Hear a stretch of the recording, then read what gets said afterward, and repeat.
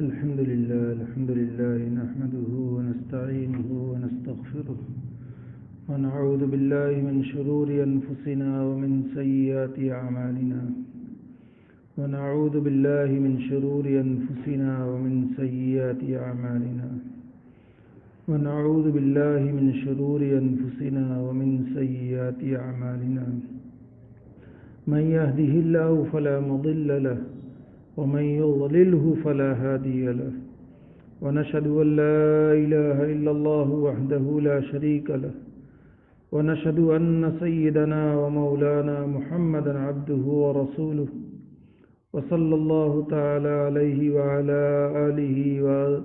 وعلى آله وأصحابه وأزواجه وذرياته ومن تبعهم بإحسان إلى يوم الدين أما بعد فأعوذ بالله من الشيطان الرجيم بسم الله الرحمن الرحيم والليل إذا يغشى والنهار إذا تجلى وما خلق الذكر والأنثى إن سعيكم لشتى فأما من أعطى واتقى وصدق بالحسنى فسنيسره لليسرى وأما من بخل واستغنى وكذب بالحسنى فسنيسره للعسرى وما يغني عنه ماله إذا تردى إن علينا للهدى وإن لنا للآخرة والأولى فأنذرتكم نارا تلظى لا يصلاها إلا الأشقى الذي كذب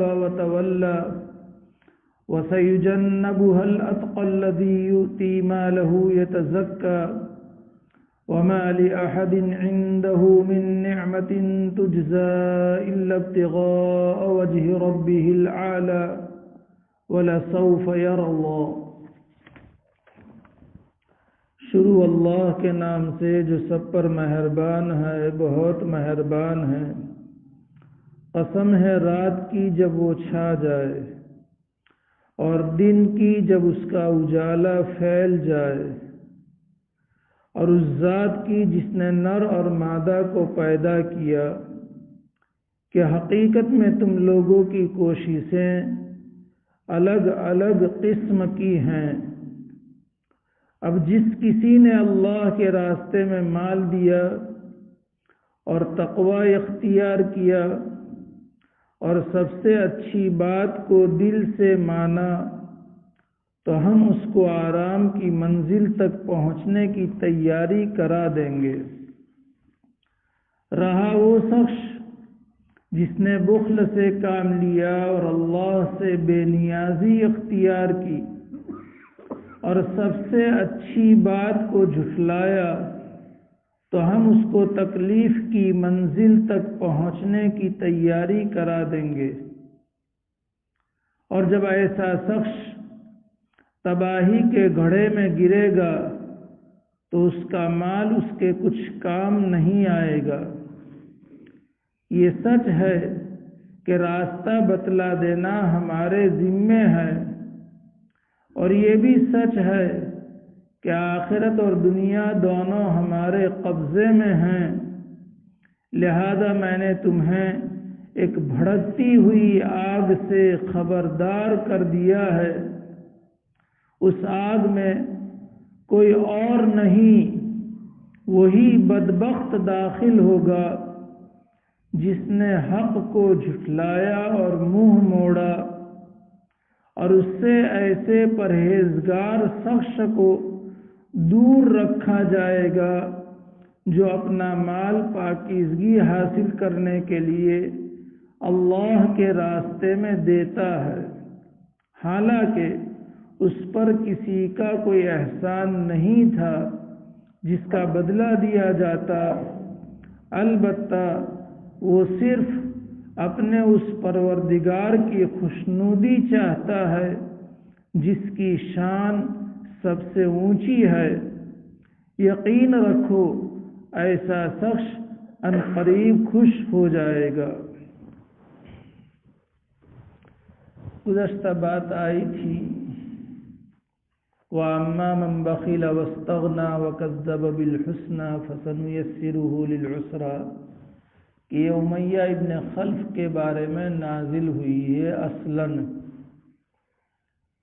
لیکن یہ بات بتائی گئی تھی کہ کسی ایک کے بارے میں شان نزول کا یہ مطلب نہیں ہے کہ یہ آیت اسی کے بارے میں ہے، بلکہ یہ صفات جس کے اندر پائے جائیں گے اس کے لیے بھی یہ بات ہوگی جو آیت میں ذکر باری تعالیٰ نے فرمائی۔ اس میں سب سے پہلا وصف وَأَمَّا مَنْ بَخِيلَ کے متعلق بات چل رہی تھی، بخل کی برائی، اس کی مذمت، اور بخل کے ساتھ قرآن میں اللہ تعالیٰ نے ایک لفظ شح کا بھی استعمال فرمایا جو آیا تھا، اور یہ بھی بات آئی تھی کہ ایمان کے ساتھ بخل کو کوئی جوڑ نہیں ہے۔ اچھے اخلاق یہ ایمان کا خاصہ ہے، برے اخلاق ایمان کے منافی ہے۔ سخاوت ایمان کی بنیادی صفت ہے، بخل کو ایمان سے کوئی تعلق نہیں ہے۔ چنانچہ قرآن کریم سے بھی اس بات کی تائید ہوتی ہے۔ اللہ تعالیٰ نے منافقین کا، کافروں کا، جن کا آخرت پر ایمان نہیں ہے، ان کا وصف بخل کرنا بتایا ہے۔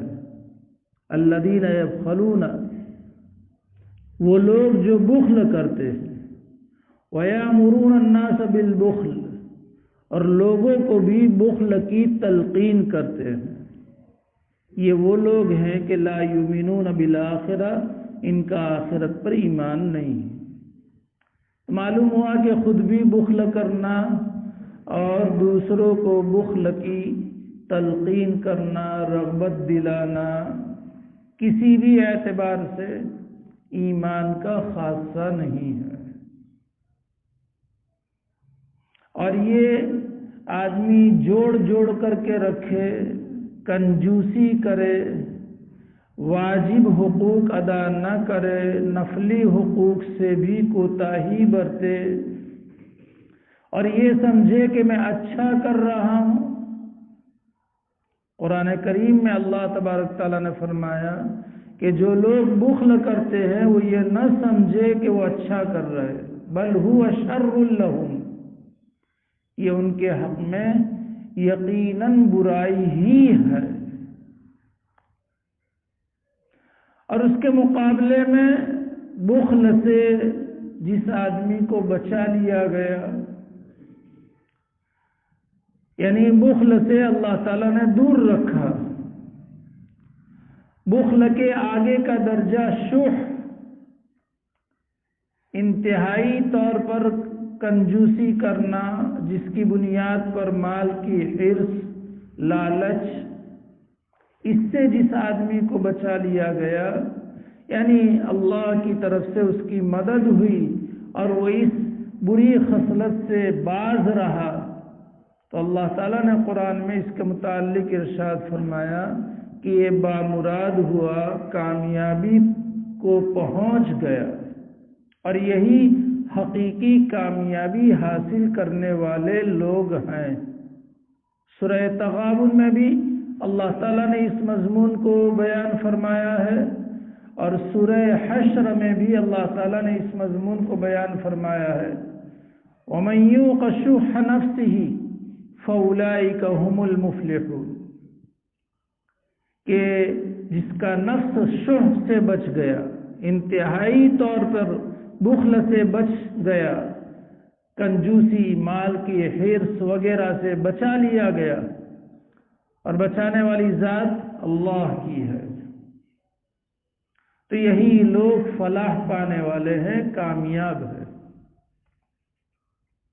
اور لکھا ہے حضرت شیخ رحمۃ اللہ علیہ نے فضائل صدقات میں بھی یہ بات نقل کی ہے، امام راغب اصفہانی علیہ الرحمہ کے حوالے سے، کہ اللہ تعالیٰ نے قرآن کریم میں جہاں بھی فلاح کا لفظ استعمال فرمایا، جیسے یہاں فَأُولَٰئِکَ هُمُ الْمُفْلِحُونَ، اور متعدد اعمال پر اللہ تعالیٰ نے قرآن میں فلاح کا لفظ استعمال فرمایا، قد افلح المؤمنون، قد افلح من تزکا۔ بہت سارے اعمال ہیں جن پر اللہ نے فلاح کا لفظ استعمال فرمایا، اور فلاح کے معنی کامیابی، لیکن اس سے مراد دنیا کی بھی کامیابی ہے اور آخرت کی بھی کامیابی ہے۔ دنیا کی کامیابی آدمی کو بقا حاصل ہو، یعنی وہ باقی رہے، عزت حاصل ہو اور مالداری حاصل ہو، یہ تین چیزیں جسے مل جائے تو اس کو کہا جائے گا دنیا کی کامیابی۔ عزت کا تعلق ظاہر بات ہے دل سے ہے، ظاہر سے نہیں ہے۔ کرسی ہو، عہدہ ہو، منصب ہو، مال ہو، وہاں تک کوئی سلامی بھرے اور مال چلا گیا تو کون نے میں کون، منصب چلا گیا تو اب برائیوں کے انبار اور مناصب کے ختم ہونے کے بعد آج کل کی دنیا کے اعتبار سے اب ساری فائلیں کھلتی ہیں، اور ان فائلوں کے کھلنے کی بنیاد پر قید جیسی ذلت بھی انسان کو برداشت کرنی پڑتی ہے۔ اشاروں میں بات کر رہا ہوں۔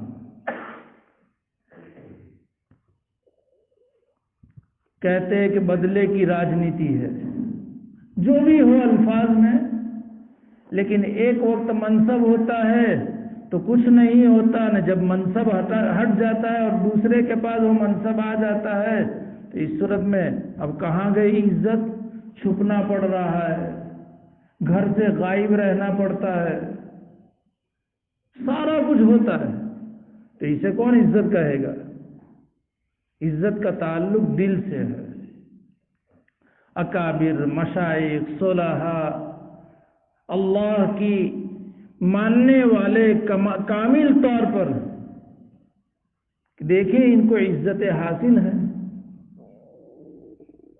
انبیاء علیہ السلام، نبی اکرم صلی اللہ علیہ وسلم، صحابہ کرام کہ ہم علیہم الصلاۃ والتسلیم کہہ رہے ہیں، ہم رضی اللہ عنہ کہہ رہے ہیں، ہم رحمت اللہ علیہ کہہ رہے ہیں۔ ہم نے نہیں دیکھا شیخ عبد القادر جیلانی علیہ الرحمہ کو، بختیار کاکی رحمت اللہ علیہ کو، معین الدین چشتی رحمت اللہ علیہ کو نہیں دیکھا، اور ان کی پوری سیرت بھی ہمارے سامنے نہیں ہے، لیکن دل عزت سے لبریز ہے۔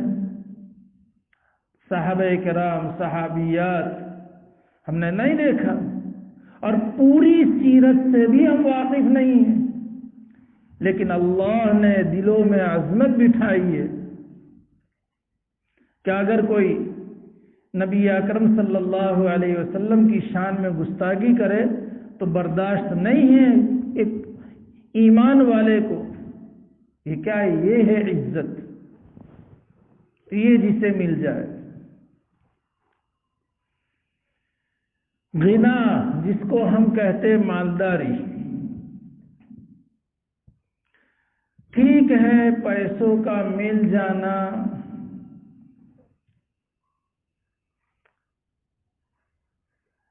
ابھی حضرت مولانا کفایت اللہ صاحب رحمۃ اللہ علیہ، بہت سارے حضرات جانتے بھی ہوں گے، حضرت شیخ الحدیث نور اللہ مرقدہ کے اجل خلفاء میں سے تھے، اور مجھ پر بہت احسان ہے ان کے۔ ان کی ایک چھوٹی سی کلپ تھی، سن رہا تھا کہ مالدار ہونا برا نہیں ہے، دنیا دار ہونا برا ہے۔ اور ہمارے حضرت دامت برکاتہم بھی یہی فرماتے ہیں کہ مال بری چیز نہیں ہے، وہ مال کی محبت دل میں ایسی سما جائے کہ اللہ کے حقوق چھوٹے، بندوں کے حقوق چھوٹے، یہ بری چیز ہے۔ ورنہ اگر مال کی محبت بری ہوتی تو دنیا کا نظام کیسے چلتا؟ ہمارے حضرت دامت برکاتہم یہ فرماتے ہیں، کیونکہ آدمی کو جس چیز سے محبت ہوتی ہے اسی کی طرف مائل ہوگا نا۔ تو اگر مال کی محبت ہی نہ ہوتی تو دنیا کا سارا نظام کیسے چلتا؟ دنیا کا نظام ہی نہ چلتا۔ اس لیے اور اللہ نے طبعی طور پر ہر ایک کے دل میں محبت رکھی ہے، لیکن وہ محبت اگر دل کے اندر اتر جائے تو یہ بری چیز ہے۔ تو اور بہت سارے ہمارے حضرت تو اپنے حضرت شاہ وسیع اللہ صاحب رحمۃ اللہ علیہ، مسلم امت رحمۃ اللہ علیہ کے حوالے سے بیان کرتے ہیں اور کئی مرتبہ بیان کرتے ہیں کہ جس کے پاس مال ہوتا ہے اور وہ اچھے طریقے سے آیا ہوا ہوتا ہے تو وہ مال بسا اوقات یقینی طور پر اخلاق حسنہ کا باعث بنتا ہے۔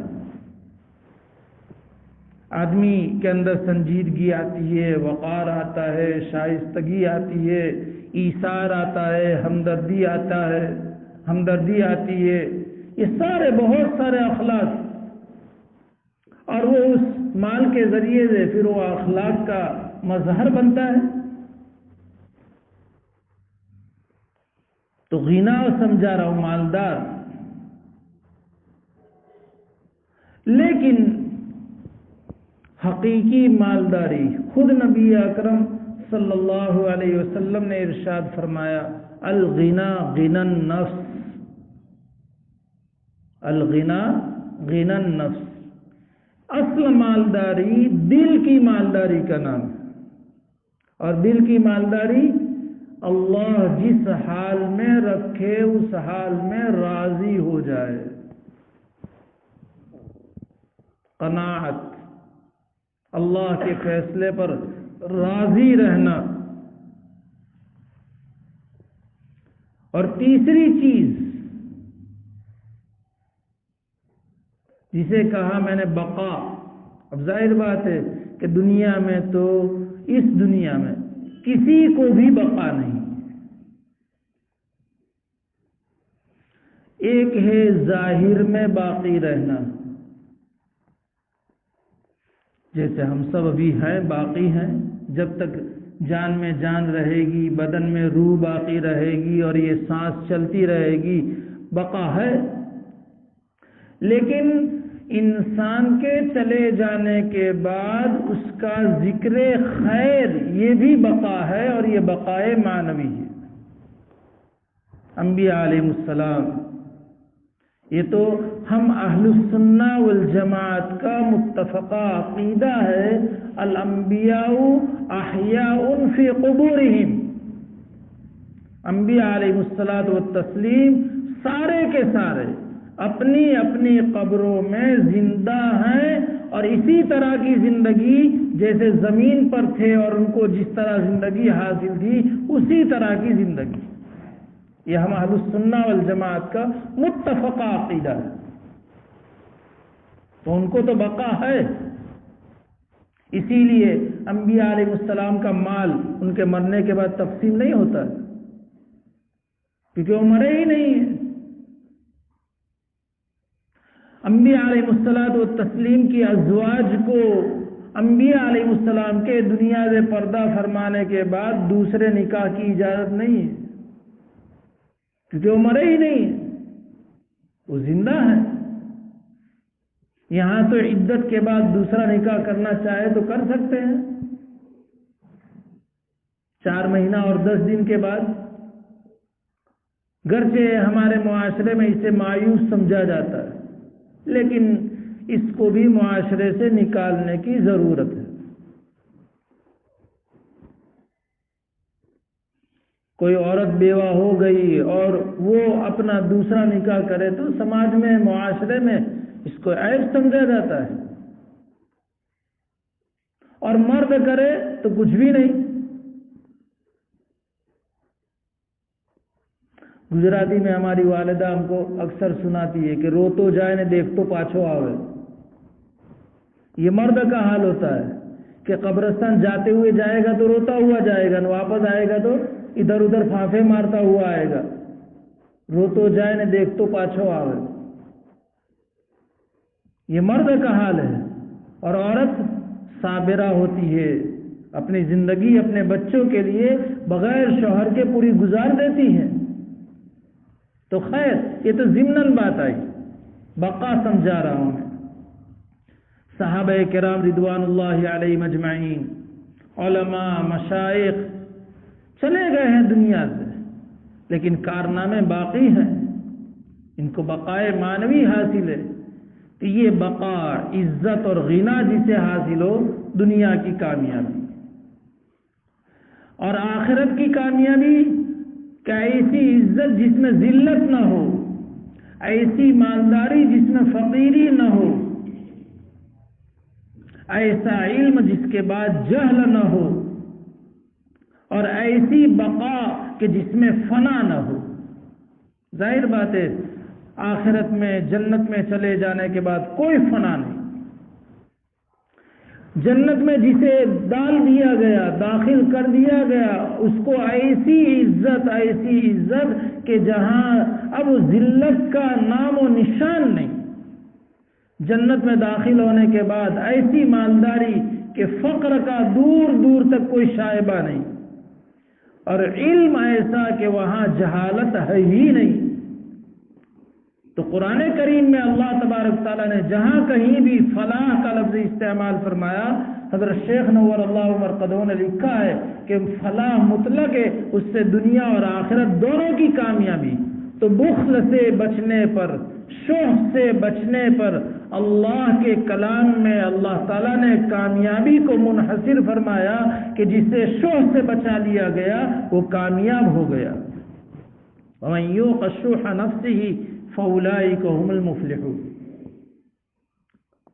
تو یہ اپنے اندر اگر ہے تو اس کو بالجبر دور کرنے کی کوشش کرنا ہے کہ میں حقوق واجبہ ادا کروں، حقوق نافلہ ادا کروں، مال کی محبت اگر حد سے داخل ہو گئی ہے جس کی وجہ سے شریعت پامال ہو رہی ہے تو میں اس کو دور کرنے کی کوشش کروں۔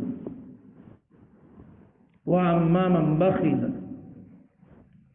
وَاسْتَغْنَى، وَاسْتَغْنَى کا ترجمہ جو بے رخی کرے، جو بے نیازی برتے، کس چیز سے؟ اللہ سے، اللہ کے رسول صلی اللہ علیہ وسلم سے، دین کی دعوت سے،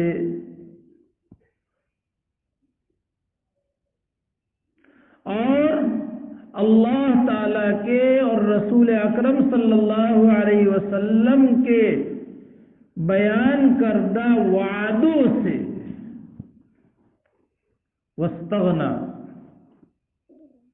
کہ اللہ کچھ بھی نہیں ہے، امیہ ابن خلف کہتا ہے کچھ بھی نہیں ہے، آخرت کچھ بھی نہیں ہے، اور اگر ہوگی بھی تو میرے پاس مال ہے، میرے پاس حشم اور خدم ہیں، میری اولاد ہیں، تو جیسے دنیا میں ان ساری چیزوں کی وجہ سے میں باعزت ہوں اور اپنے آپ کو کامیاب سمجھتا تھا، تو کل انہی چیزوں کی وجہ سے جیسے دنیا میں آخرت میں بھی میرے پاس رہے گی، میں باعزت رہوں گا، کامیابی کو پہنچ جاؤں گا، وہاں میرا کوئی نقصان نہیں ہوگا۔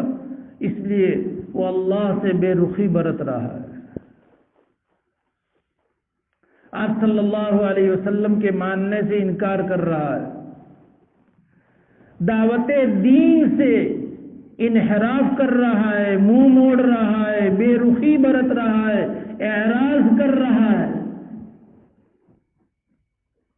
اللہ کی دی ہوئی صلاحیتوں کو اللہ کے لیے خرچ کرنے، پر جو اللہ کی طرف سے اور رسول اللہ صلی اللہ علیہ وسلم کی طرف سے وعدے ہیں کہ جنت ملے گی، اللہ کی رضا ملے گی، کچھ بھی نہیں ہے۔ اللہ کی رحمت سے بے رخی، برکتوں سے بے رخی۔ واستغنا، کافروں کے یہاں تو ہے ہی یہ چیز، مسلمانوں میں بھی جن کی ذہنیت اسلامی تہذیب سے آشنا نہیں ہے، مغربی کلچر اور وہی کالجز میں، وہی یونیورسٹیز میں تعلیم کہ جہاں پر اسلام کی مخالفت کو ان کے ذہنوں میں اونڈیلا جاتا ہے، ان کو پلایا جاتا ہے کہ جو اب صرف نام کا مسلمان ہے، صرف ڈھانچہ ہے، باقی اسلام اور اسلامیات، ایمان اور ایمانیات سے بالکل کھوکھلا ہو چکا ہے۔ اور ہے ایسے اور وجود میں آ رہے ہیں، اور یہ لوگ مستقل ایسے لوگوں کو اٹھا کر کے، اس پر محنت کر کے اپنے منشا کو پورا کرنے کے لیے اسلامی سلطنتوں کے اوپر ایسے لوگوں کو بٹھا رہے ہیں۔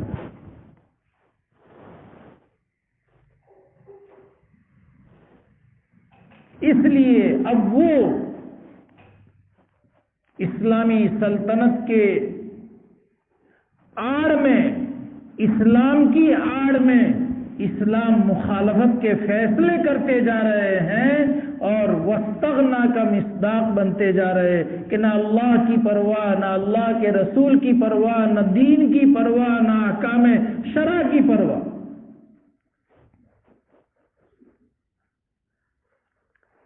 اور ایک قدم آگے، چونکہ قرآن سمجھانا ہے، اس لیے میں آپ سے بالکل کھول کر کے لیکن اشاروں میں، ہمارے ملک میں بھی بڑے افسوس کے ساتھ کہنا پڑتا ہے، اسلام دشمن عناصر کے کچھ ایسے چیلے چپاٹے مسلمانوں میں سے ہیں کہ جنہیں آخرت کا کوئی خوف نہیں ہے، قرآن کا کوئی خوف نہیں ہے، احکام شرع کا کوئی خوف نہیں ہے، اور واستغنا کا یہ لوگ مصداق چند کوڑیوں کے بدلے میں یا چند مناصب کے بدلے میں یا بظاہر عزتوں کے ڈھانچے کے بدلے میں استغنا کا مصداق بن رہے ہیں۔ اشاروں میں کہہ رہا ہوں، ممکن ہے آپ لوگ سمجھ جائیں، چونکہ قرآن آپ علیہ السلام سے لے کر قیامت تک کے لیے صرف مکہ معظمہ کے لوگوں کے لیے نہیں ہے، مدینہ منورہ کے لوگوں کے لیے نہیں ہے کہ واستغنا امیہ ابن خلف کے لیے ہے۔ میں نے اسی لیے واستغنا کا پہلے مطلب سمجھایا کہ دین سے بے رخی اختیار کرے، اللہ کے وعدوں سے، رسول اللہ صلی اللہ علیہ وسلم کے وعدوں سے، احکام سے واستغنا۔ حالانکہ کسی کو بھی، میرے الفاظ ذرا عام، کسی کو بھی استغنا کا کوئی موقع ہی نہیں۔ اللہ سے کوئی مستغنی ہو سکتا ہے؟ ٹھیک ہے، زندگی گزر جائے، جو زندگی وہ لے کر کے آیا ہے، لیکن استغنا نہیں ہو سکتا ہے رسول اللہ صلی اللہ علیہ وسلم سے۔ یہ دین مقدس، قرآن کریم، احادیث، اس سے مستنبط احکام کی شکل میں استغنا کسی بھی حال میں نہیں ہو سکتا ہے۔ اللہ کی رحمتوں سے آخرت میں تو استغنا ہے ہی نہیں، دنیا میں بھی اللہ کی رحمتوں سے کوئی مستغنی نہیں ہو سکتا ہے۔ کوئی یہ سمجھے کہ میرے پاس مال ہے، مجھے اللہ کی رحمت کی کوئی ضرورت نہیں ہے، کوئی یہ سمجھے کہ میرے پاس عہدے ہیں اور مناصب ہیں اس لیے مجھے اللہ کی رحمت کی کوئی ضرورت نہیں ہے، نعوذ باللہ نعوذ باللہ نعوذ باللہ۔ حضرت ایوب علیہ السلام کا قصہ ہے اور امام بخاری علیہ الرحمہ نے اس کو نقل کیا ہے۔ باب من اغتسل عریانا، ننگے غسل کرنے کا بیان۔ جہاں آڑ ہو، سطر کے اوپر کسی کی نظر نہ پڑ، جیسے ہمارے یہاں آج کل باتھ روم ہے وہاں آڑ ہوتی ہے، اور عموماً ہمارے یہاں یہ مزاج ہے کہ اس صورت میں آدمی اپنے بدن کے سارے کپڑے اتار کر کے غسل کرتا ہے۔ جہاں ایسے مواقع نہ ہوا سطر چھپا کر کے غسل کرنا لازم ہے، مسئلہ واضح ہے۔ بہت ساری جگہوں پر آپ نے دیکھا ہوگا کہ ہینڈ پمپ کے نیچے نہانے پڑتا ہے، جماعتوں میں جاوے، یا ہم لوگ مدرسے میں پڑھتے تھے تو اس صورت میں غسل خانے کم ہو اور لائن لگی ہو تو لنگی پہن کر کے باہر نہ لیتے تھے۔ تو یہ وہاں پر حضرت ایوب علیہ السلام کا امام بخاری علیہ الرحمہ نے قصہ نقل کیا کہ ایک موقع پر حضرت ایوب علیہ السلام بھی اس طرح غسل کر رہے تھے اور ننگے غسل کر رہے تھے۔ ظاہر بات ہے کہ کوئی دیکھنے والا یقیناً نہیں ہوگا تو ہی نبی۔ اللہ تعالیٰ نے اس دوران آسمان سے ٹڈی تو جانتے ہیں نا، جس کو ہم ٹیٹی گھوڑا کہتے ہیں، ہرے رنگ کا ہوتا ہے نا، جو بارش کے موسم میں ہم لوگ اس سے بہت اونچے نیچے ہوتے ہیں، تو یہ ٹڈی، سونے کی ٹڈی اللہ نے آسمان سے بارش کی طرح برسائی کہ ابھی گرنے لگے تو کوئی بھی یہاں نہ بیٹھے۔ تو حضرت ایوب علیہ السلام ان سونے کی ٹڈیوں کو غسل کے دوران سمیٹنے لگے، اپنے کپڑوں میں پاس میں رہے ہوں گے۔ اللہ کی طرف سے غیب سے آواز آئی۔ حضرت ایوب علیہ السلام کو اللہ تعالیٰ نے آزمائش میں ڈالا تھا اور بڑے کڑے آزمائش میں ڈالا تھا، اس لیے صبر ایوبی مشہور ہے کہ ایوب جیسا صبر۔ لکھا ہے مفسرین نے واقعات میں، اللہ نے سب لے لیا، اولاد تھی وہ مر گئی، مال تھا ختم ہو گیا، یعنی ریوڑ کے ریوڑ مال، ہر طرح کے جانوروں کے سب ختم، اولاد ختم، جسم کے سارے اعضاء میں اللہ تعالیٰ نے بیماری ڈال دی، لیکن اف تک نہیں۔ جب صبر میں دیکھو نبی ہے، یہ ضمناً کہہ رہا ہوں، حالات اپنوں ہی پر اللہ ڈالتے ہیں۔ مشکات شریف میں آج ہی پڑھ رہا تھا تو یہ روایت امام ترمذی علیہ الرحمہ کے حوالے سے صاحب مشکات نے نقل کی ہے۔ آپ صلی اللہ علیہ وسلم سے پوچھا گیا کہ سب سے زیادہ مصیبت زدہ کون؟ ہم لوگوں کو رونا آتا ہے نا، ہم لوگ بے چین ہیں۔ آپ علیہ السلام نے فرمایا الانبیاء، سب سے زیادہ مصیبت زدہ انبیاء علیہم الصلاۃ والتسلیم۔ اور پھر جس کو نبی صلی اللہ انبیاء، اور چونکہ سارے انبیاء کے سردار نبی اکرم صلی اللہ علیہ وسلم، اس لیے سب سے زیادہ مصیبت آپ علیہ السلام پر۔ اسی لیے تو آپ نے فرمایا کہ مجھے اتنا ڈرایا گیا جتنا کسی کو نہیں ڈرایا گیا، اور جتنا ستایا گیا جتنا کسی کو نہیں ستایا گیا۔ آگے آپ علیہ السلام نے فرمایا ثم الامثل فالامثل، جس کو جتنا زیادہ نبی سے قرب ہوگا اتنا ہی زیادہ اس پر حالات۔ اور آگے الفاظ بیانی یاد نہیں ہے، آگے روایت میں ہے جو دین میں جتنا زیادہ مضبوط ہوگا اتنی آزمائش اس کی سخت ہوگی، اور جو دین میں جتنا زیادہ کمزور ہوگا اتنی آزمائش اس پر کم ہوگی۔ حدیث پاک کا صاف مفہوم ہے۔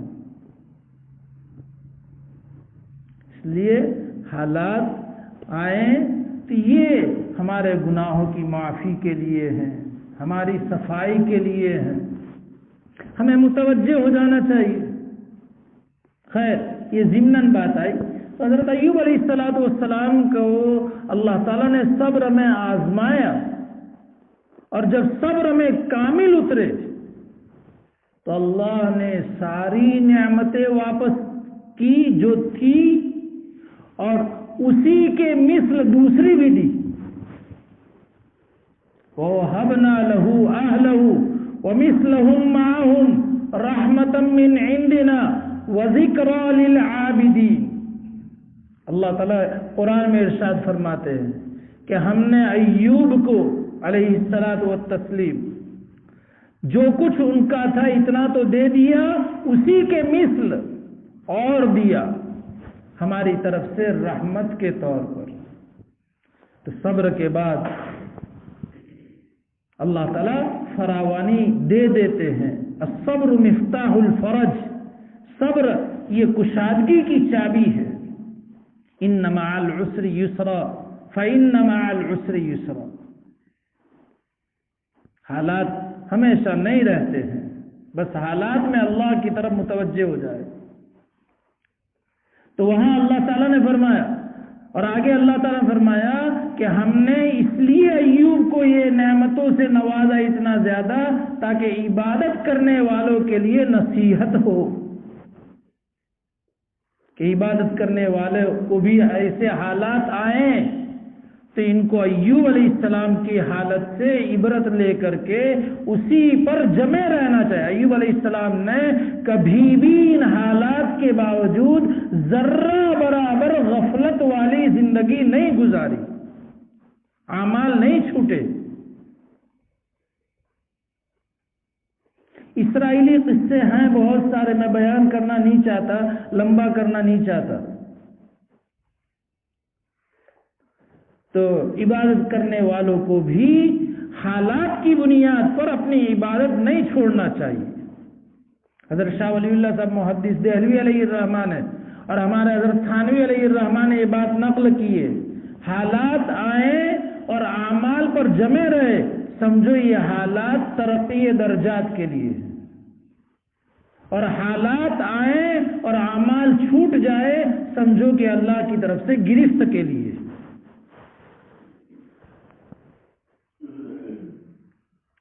تو حضرت ایوب علیہ السلام وہ سونے کی ٹڈیاں جمع کر رہے تھے تو اللہ کی طرف سے غیب سے آواز آئی، الم اغنیتک یا ایوب، ارے ایوب کیا میں نے تم کو ان چیز سے بے نیاز نہیں کر دیا؟ یعنی میں نے تو تم کو بہت دیا ہے، پھر بھی تم جمع کر رہے ہو۔ تو کیا جواب حضرت ایوب علیہ السلام نے، اور یہ انبیاء علیہ السلام کی شان سے ہی یہ جواب بن سکتا ہے کہ اے اللہ تیری رحمت سے کوئی مستغنی نہیں ہو سکتا، لا غنا بی عن رحمتک، مجھے تیری رحمت سے استغنا کبھی بھی نہیں ہو سکتا۔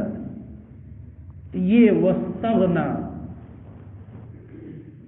اللہ کی ذات سے، رسول اللہ صلی اللہ علیہ وسلم کی ذات سے، دعوت سے، دین سے، احکام سے، اللہ اور اللہ کے رسول صلی اللہ علیہ وسلم کے وعدوں اور رحمتوں سے جس نے بھی استغنا برتا، جس درجے میں، اللہ ہماری اور پوری امت کی اس سے حفاظت فرمائے۔ یہ ہے دوسرا وصف واستغنا، اور میں نے سمجھایا، تھوڑا کھول کر کے سمجھایا لیکن اشاروں میں سمجھایا کہ مسلمانوں میں بھی اس طریقے سے استغنا کی شکلیں ہیں۔ اور تیسری چیز وَكَذَّبَ بِالْحُسْنَى، حسنہ کے متعلق پہلے بات آ چکی ہے اوپر والی آیت میں، فَأَمَّا مَنْ أَعْطَىٰ وَاتَّقَىٰ وَصَدَّقَ بِالْحُسْنَىٰ، حسنہ سے مراد کلمہ طیبہ، اس کو جھٹلایا، اللہ کی وحدانیت کو جھٹلایا، رسول اللہ صلی اللہ علیہ وسلم کی رسالت کو جھٹلایا، دین کو جھٹلایا۔ 3 وصف ہوئے، 3 باتیں: اعتقاد خراب، عقائد، کفریہ عقائد، شرکیہ عقائد، منافقانہ عقائد، یہ وَكَذَّبَ بِالْحُسْنَى۔ باطن بھی خراب اور ظاہر بھی خراب۔ وَاسْتَغْنَى، باطنی غنا، اللہ کی رحمت سے، اللہ کے دین سے، دعوت سے، شریعت سے کوئی مستغنی نہیں، اور یہ باطن کی خرابی اس کو ظاہری عمل کی خرابی تک پہنچا رہی ہے۔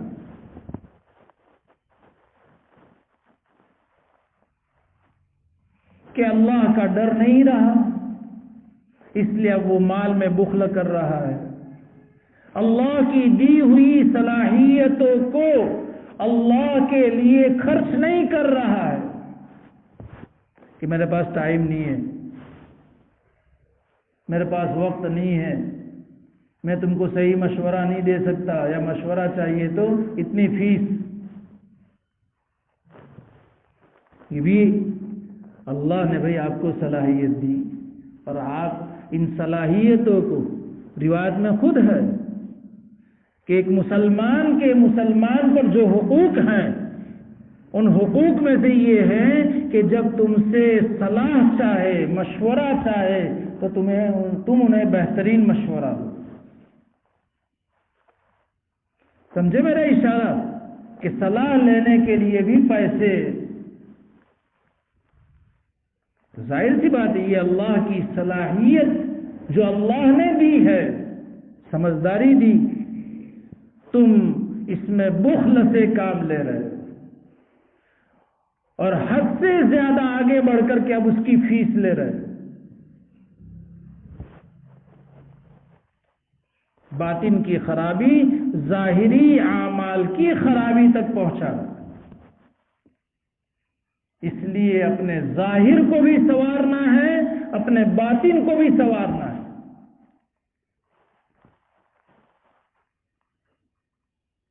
نبی اکرم صلی اللہ علیہ وسلم نے امت کو سکھایا کہ اللہ سے اس طرح مانگو: اللہم اجعل سریرتی خیرا من علانیتی واجعل علانیتی صالحا۔ اے اللہ، میرا باطن میرے ظاہر سے اچھا بنا، اور میرے ظاہر کو بھی صالح بنا، نیک بنا۔ ظاہر کا اثر باطن پر پڑتا ہے، باطن کا اثر ظاہر پر پڑتا ہے۔ بہت سارے کہتے ہیں کہ لباس کیا ضروری ہے، دل پاک صاف ہے، آنکھیں ہماری پاک صاف ہے۔ ہمارے استاد محترم حضرت مفتی سعید صاحب پالن پوری نور اللہ مرقدہ اکثر فرماتے تھے کہ لباس کا بھی اثر پڑتا ہے۔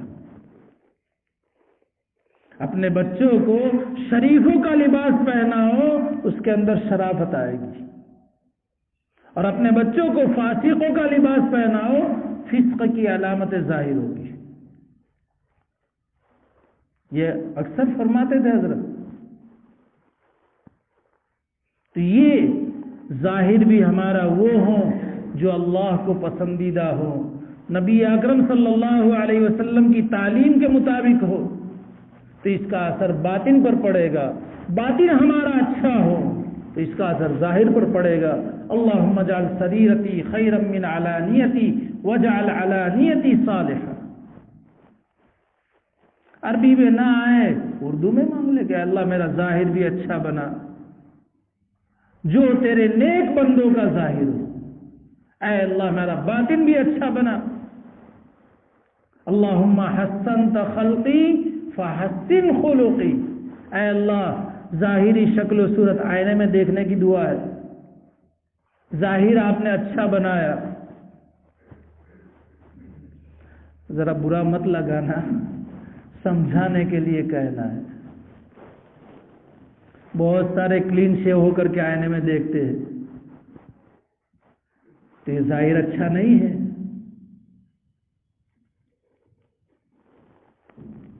یہ ظاہر اچھا نہیں ہے۔ اس پر بہت سارے خوش ہوتے ہیں۔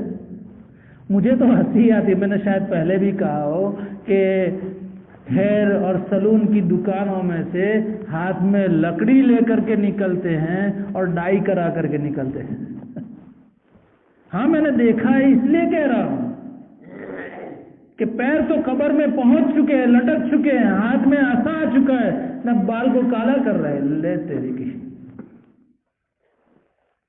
Tape top. وہ سمجھا رہا ہوں کہ ظاہر اچھا نہیں ہے، چاہے دنیا اسے اچھا سمجھ رہی ہو۔ اس لیے میں نے پہلے معذرت چاہی کہ سمجھانا ہے، اس لیے برا مت لگانا۔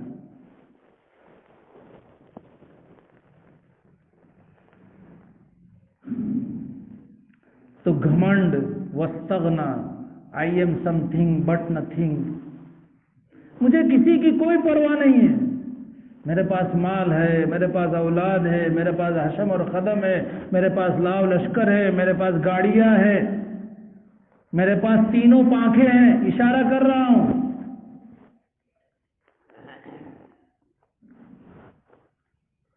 قلم بھی میرے پاس ہے اور کرسی بھی میرے پاس ہے، اس لیے پورے صوبے کو میں ختم کرنا چاہوں تو ختم کر دوں۔ دنیا چاہے آواز اٹھائے کہ یہ غلط ہے، ہم کہہ دیں گے ہمارے ملک کا اندرونی معاملہ ہے، مجھے کسی کی کوئی فکر نہیں۔ واستغنا، گھمنڈ،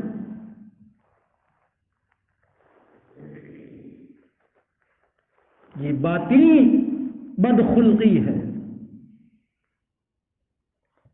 اور اس کی وجہ سے مال بٹور رہے ہیں، مال بٹور رہے ہیں، اور بٹورنے کے سارے اسباب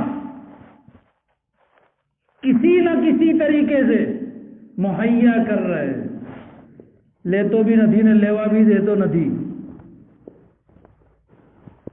یہ سمجھا رہا ہوں میں، قرآن سمجھا رہا ہوں۔ وَأَمَّا مَن بَخِلَ وَاسْتَغْنَى وَكَذَّبَ بِالْحُسْنَى، اللہ تعالیٰ فرماتے ہیں فَسَنُيَسِّرُهُ لِلْعُسْرَى،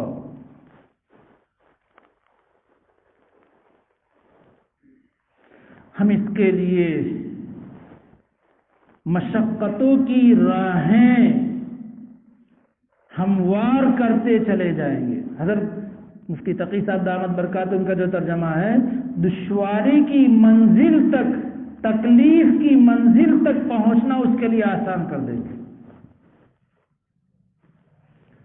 اور تکلیف کی وہ منزل کہ جس میں تکلیف ہی تکلیف ہے، جہاں تکلیف کے علاوہ آرام کا کوئی نام و نشان نہیں ہے، وہ ہے دوزخ۔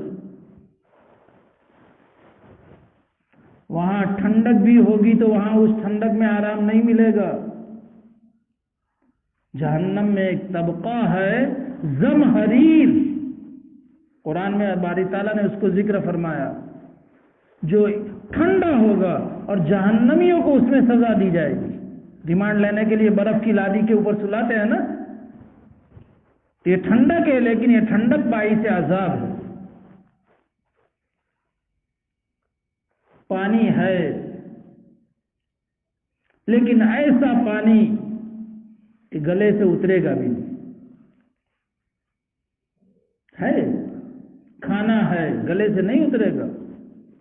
ابھی میں نے قرآن کی جو سورت پڑھی پہلی رکعت میں، لا یسمن ولا یغنی من جوع، ایسا کھانا ہوگا کہ اس سے بدن پر ذرہ برابر اثر ظاہر نہیں ہوگا، موٹاپا نہیں آئے گا کہ پھر بدن کو اتارنے کے لیے جم میں جانا پڑے، فیٹ بالکل نہیں، لا یسمن، اور ایسا کھانا کہ جو بھوک بھی دور نہیں کرے گا، گلے سے اتارنا چاہے گا اترے گا نہیں۔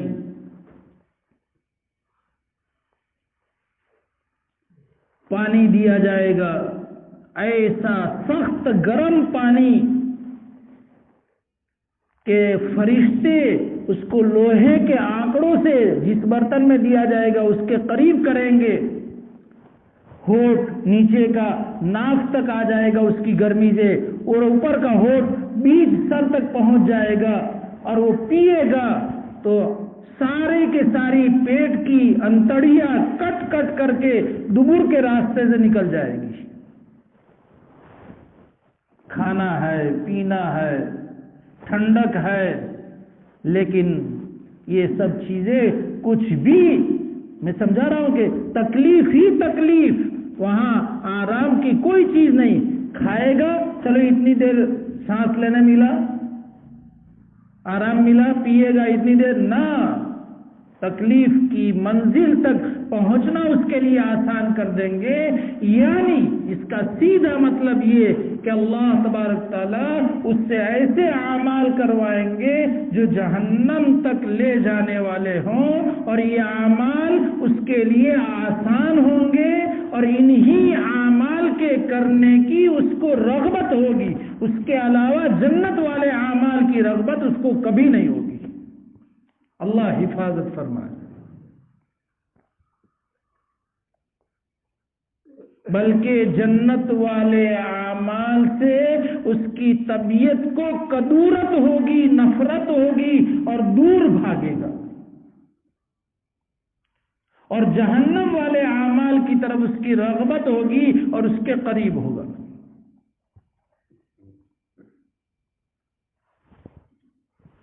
قرآن میں اللہ تبارک تعالیٰ نے انہی لوگوں کا یہ وصف ذکر کیا ہے، وَإِذَا ذُكِرَ اللَّهُ وَحْدَهُ اشْمَأَزَّتْ قُلُوبُ الَّذِينَ لَا يُؤْمِنُونَ بِالْآخِرَةِ وَإِذَا ذُكِرَ الَّذِينَ مِن دُونِهِ إِذَا هُمْ يَسْتَبْشِرُونَ۔ ان لوگوں کے سامنے اللہ کی وحدانیت کے گیت گائے جاتے ہیں، تنہا اللہ کے معبود ہونے کے ان کے سامنے تذکرے ہوتے ہیں، تو ان کے قلوب سکڑ جاتے ہیں۔ اشمئزت قلوب الذین لا یؤمنون بالآخرہ، ان کو اچھا نہیں لگتا ہے۔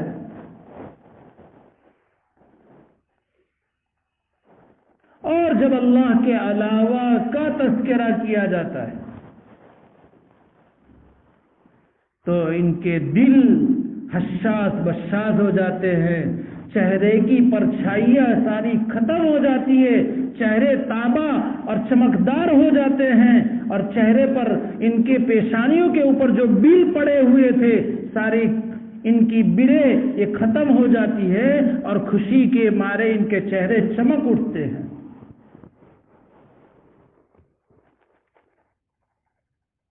اب بتائیے، ہم سب، میں بھی اس کا محتاج ہوں، اور ہم سب مل کر کے جائزہ لے کہ ہمیں اعمال جنت کی طرف رغبت سے مزہ آتا ہے اور اس کے ذکر سے مزہ آتا ہے، یا اعمال جہنم کی طرف جانے سے، رغبت سے، ذکر سے، کرنے سے مزہ آتا ہے اور ہماری طبیعت مائل ہوتی ہے۔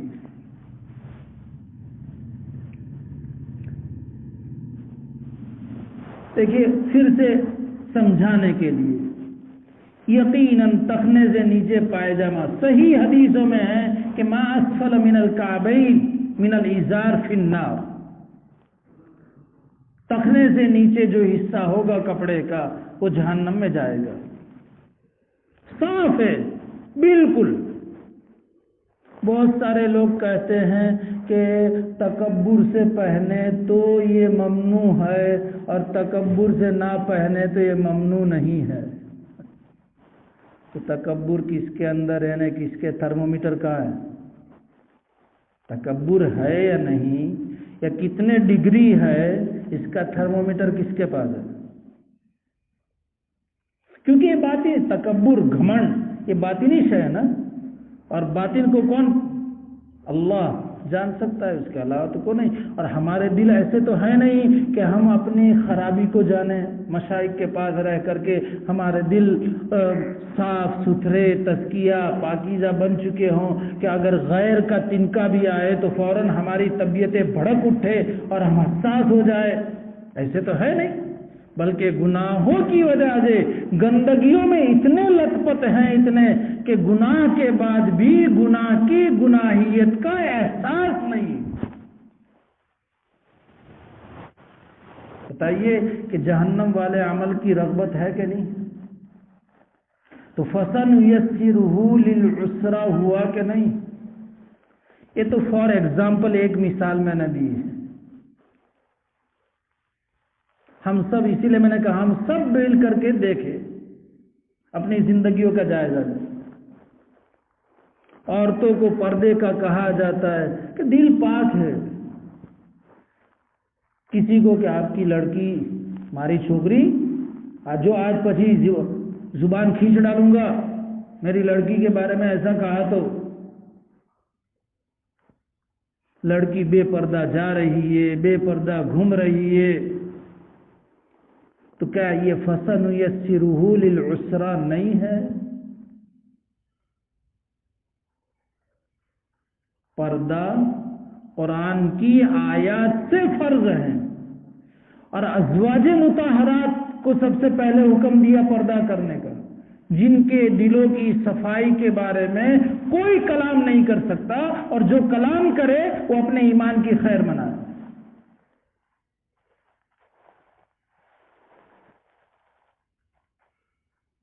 یہ بھی ایک مرد کی مثال دی، ایک عورت کی مثال دی سمجھنے کے لیے، ورنہ ہم خود سب کے ہمارے لیے فَسَنُيَسِّرُهُ لِلْيُسْرَىٰ ہے یا فَسَنُيَسِّرُهُ لِلْعُسْرَىٰ ہے۔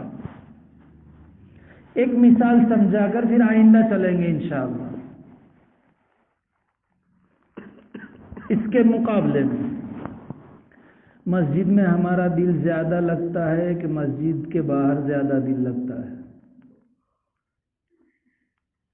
سیدھی اس کی میں عام متن پہلے بھی کہی متا کہ وہ مسجد میں 5 منٹ پہلے تراویح چھٹتی ہے، چلو وہاں، یہاں تو امام صاحب لوکل ہے۔ یہ ہمارے سب کی زبان پر، معاشرے میں سب کی، یعنی معاف کرنا کہ میں تو کہتا ہوں عمومی بات ہوتی ہے، جب سمجھانا ہوتا ہے تو عموماً ہوتا ہے۔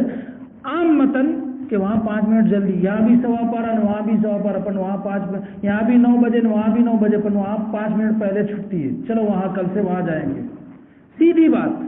تو فَسَنُيَسِّرُهُ لِلْيُسْرَىٰ ہے یا فَسَنُيَسِّرُهُ لِلْعُسْرَىٰ ہے؟ ایک موٹی مثال، نماز میں جی کا نہ لگنا اور نماز کو بوجھ سمجھ کر کے ادا کرنا، اور نماز کو ایسے ادا کرنا جیسے منافق ادا کیا کرتے تھے۔ فجر کی نماز میں آئے تو امام صاحب نے کیا پڑھا کچھ بھی خبر نہیں، اور پھر پوچھے وہ تو قرآن میں سے پڑھا امام صاحب نے، تو 30واں پارہ بھی قرآن میں ہے نا، اس کے علاوہ بھی قرآن ہے، وہ قرآن میں سے پڑھا۔ اپنے عیب کو کہ سو گیا تھا نے جھونکے مارتا تھا، اس کو چھپانے کے لیے کیا امام صاحب نے قرآن میں سے پڑھا۔ اور جو رات کو بستر پر کپڑے پہنے تھے نا، وہی کپڑے پہن کر کے یہاں نے آفس میں جانے کے لیے، وہ کپڑے سے مراد کوئی نائٹی میں آ گیا، نے لہنگی میں آ گیا، نے کیا معلوم کیسے کپڑوں میں آ گیا۔ وَإِذَا قَامُوا إِلَى الصَّلَاةِ قَامُوا كُسَالَىٰ يُرَاءُونَ النَّاسَ وَلَا يَذْكُرُونَ اللَّهَ إِلَّا قَلِيلًا۔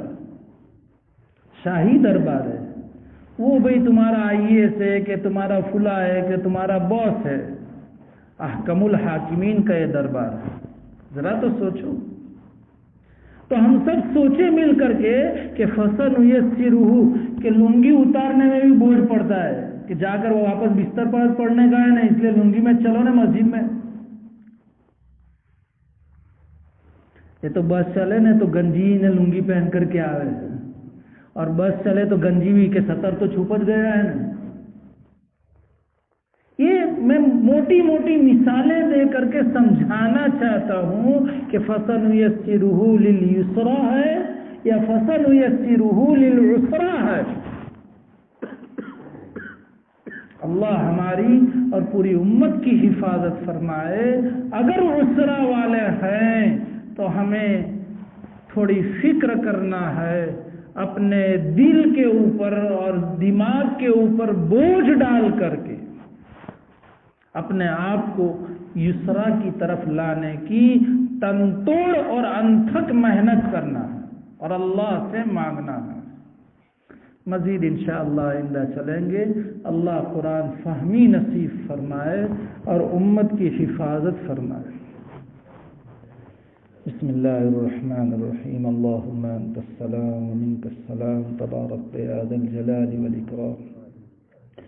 لا الہ الا اللہ وحدہ لا شریک لہ، لہ الملک ولہ الحمد یحیی ویمیت بیدہ الخیر وہو علی کل شیء قدیر۔ اللهم لا مانع لما أعطيت ولا معطي لما منعت ولا ينفع ذا الجد منك الجد۔ اللهم صل على سيدنا ومولانا محمد وبارك وسلم۔ سبحان الله وبحمده، سبحانك اللهم وبحمدك، نشهد أن لا إله إلا أنت، نستغفرك ونتوب إليك۔ ربنا ظلمنا أنفسنا وإن لم تغفر لنا وترحمنا لنكونن من الخاسرين۔ اللهم إني ظلمت نفسي ظلما كثيرا ولا يغفر الذنوب إلا أنت، فاغفر لنا مغفرة من عندك وارحمنا إنك أنت الغفور الرحيم۔ اللهم اغفر لنا ولوالدينا ولأساتذتنا ولمشايخنا ولأزواجنا ولذرياتنا ولإخواننا ولأخواتنا ولأقاربنا ولأحبابنا ولطلبتنا ولمن حق علينا ولمن أحسن إلينا ولمن أوصانا بالدعاء ولسائر المؤمنين والمؤمنات والمسلمین والمسلمات۔ اے اللہ اپنے فضل سے ہم سب کے اور پوری امت کے سارے گناہوں کو معاف فرما۔ اے اللہ یقیناً ہم گنہگار ہیں، ہمارے گناہوں کی وجہ سے سارے لوگ پریشان ہیں۔ اے اللہ ہم اپنے گناہوں کے اوپر نادم ہیں، آئندہ گناہ نہ کرنے کا پکا ارادہ کرتے ہیں۔ اے اللہ ہماری توبہ قبول فرما اور پوری امت کو معاف فرما۔ اے اللہ پوری امت کے سارے گناہوں کو معاف فرما۔ اے اللہ امت کی خطاؤں سے لغزشوں سے درگزر فرما۔ اے اللہ امت کے اوپر ستاری کا معاملہ فرما۔ اے اللہ امت کی حفاظت کا فیصلہ فرما۔ اے اللہ امت کی حفاظت کا فیصلہ فرما۔ اے اللہ امت کی حفاظت کا فیصلہ فرما۔ اے اللہ امت پر رحم فرما۔ اے اللہ پوری امت کو ہدایت سے مالا مال فرما۔ اے اللہ ظلمات سے نکال کر کے نور کی طرف لے آ۔ اے اللہ پوری امت کو ہدایت سے مالا مال فرما۔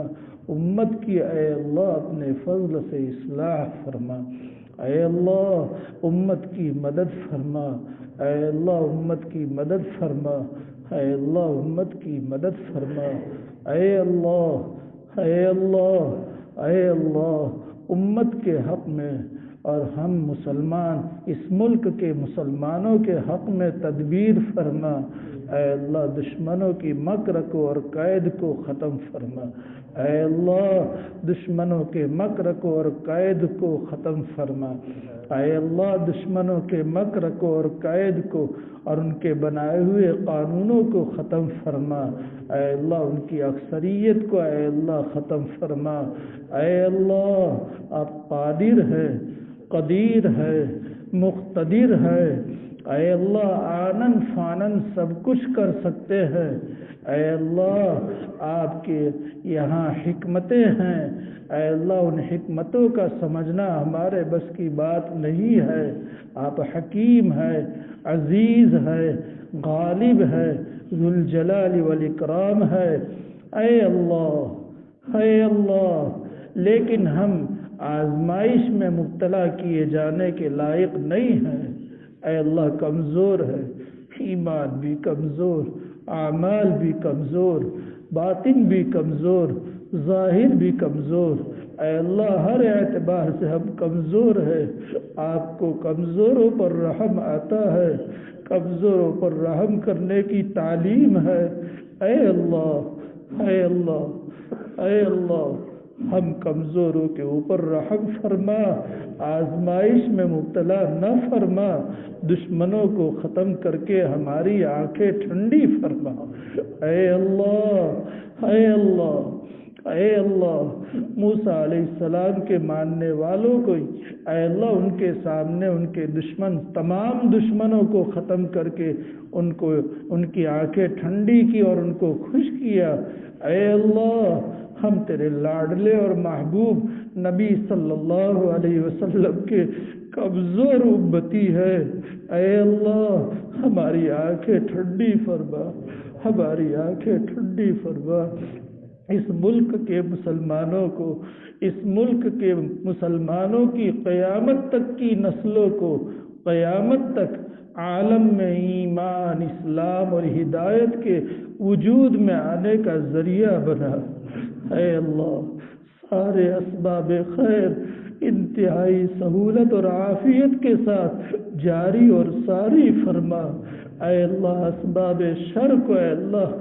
بند فرما، ختم فرما، اے اللہ ہم سب کو مفتاح خیر بنا، مغلاق شر بنا، اے اللہ اس مسجد کی، اس بستی کی، اے اللہ، اے اللہ یہاں جو مجلس میں حاضر ہے ان سب کی اور ہم سب کی قیامت تک کی نسلوں کی اے اللہ پوری پوری حفاظت فرما، ہر خیر سے مالا مال فرما، ہر شر سے حفاظت فرما، ہم سب کو اور ہم سب کی قیامت تک کی نسلوں کو اپنے اپنے وقت مقررہ پر مدینہ منورہ میں شہادت کی موت نصیب فرما، اے اللہ نبی اکرم صلی اللہ علیہ وسلم نے جتنی خیر کی دعائیں مانگی ہے وہ سب ہم سب کو، ہم سب کے سب متعلقین کو، ہماری قیامت تک کی نسلوں کو اور عالم کے مسلمانوں کو نصیب فرما، اے اللہ نبی اکرم صلی اللہ علیہ وسلم نے جن شرور اور فتنوں سے حفاظت چاہی ان تمام سے ہم سب کی، ہم سب کے سب متعلقین کی، ہماری قیامت تک کی نسلوں کی اور عالم کے مسلمانوں کی پوری پوری حفاظت فرما، اے اللہ محض اپنے فضل و کرم سے نبی اکرم صلی اللہ علیہ وسلم کے وسیلے سے ہمارے مشائخ کی برکت سے ہم سب کی سب دعاؤں کو قبول فرما، آمین، ربنا تقبل منا إنك أنت السميع العليم وتب علينا إنك أنت التواب الرحيم، جزا الله عنا محمدا صلى الله عليه وسلم ما هو أهله، سبحان ربك رب العزة عما يصفون وسلام على المرسلين والحمد لله رب العالمين برحمتك يا رحمن